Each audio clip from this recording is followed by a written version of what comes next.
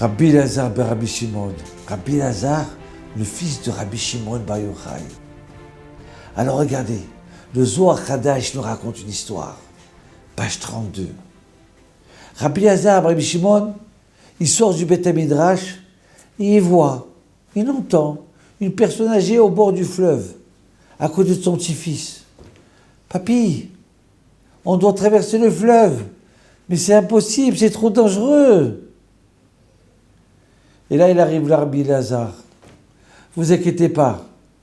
Toi, monsieur, mettez-vous là, je vais vous prendre avec mon bras droit. Et toi, petit enfant, même si je vais te prendre avec ma main gauche. Quel âge tu as ? 13 ans, 12 ans ? T'inquiète. Mais c'est trop lourd, le zaken, il dit comme ça. La personne âgée, non, excusez-moi, c'est trop lourd. Vous ne pourrez pas. Ne t'inquiète pas. Mon cher zaken, j'ai l'habitude. Mais quoi ? Mais oui, mais tu étudies la Torah, toi, oui. Alors comment tu as des forces comme ça ? Il y a marqué que la Torah, elle affaiblit l'homme. Quand la personne, elle s'investit dans la Torah, d'un seul coup, elle n'a plus de force. Rabbi Elazar lui dit, mon cher, tout ça, c'est vrai, oui, tu as raison. Oui, tu as raison, parce qu'au début, il faut montrer combien j'en veux. Combien on en veut. Donc ça affaiblit. Et puis aussi, il faut enlever les énergies négatives qui sont rentrées dans la personne. Mais une fois qu'on a enlevé l'énergie négative et qu'on continue, alors à ce moment-là, la Torah, c'est une guérison. La Torah, elle nous donne de nouvelles forces. Comme Yaakov Avinu, après qu'il étudiait, il a enlevé la pierre qui bouchait le puits. Comme si on enlevait un petit bouchon comme ça. Donc alors venez, et là il les prend. Et il traverse le fleuve avec eux.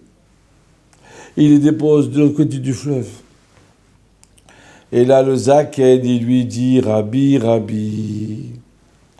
sache une chose, que tu es aimé dans le ciel. Hachem, il t'aime beaucoup dans le ciel.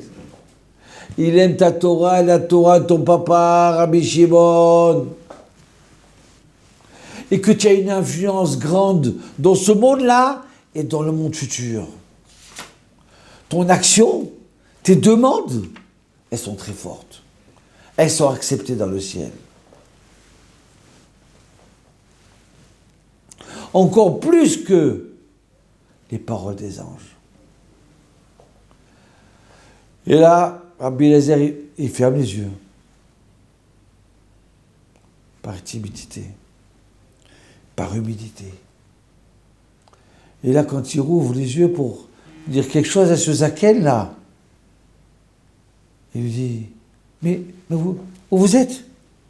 Où il est passé le zaken ? Ce petit garçon, où c'est qu'il est passé ? Et là, il dit, ah d'accord. C'est Eliyahu Hanavi qui est venu me réconforter, qui est venu me donner plus de force à continuer dans ce chemin-là. Vous avez vu qui c'est, Rabbi Elazar, le fils de Rabbi Shimon bar Yochai.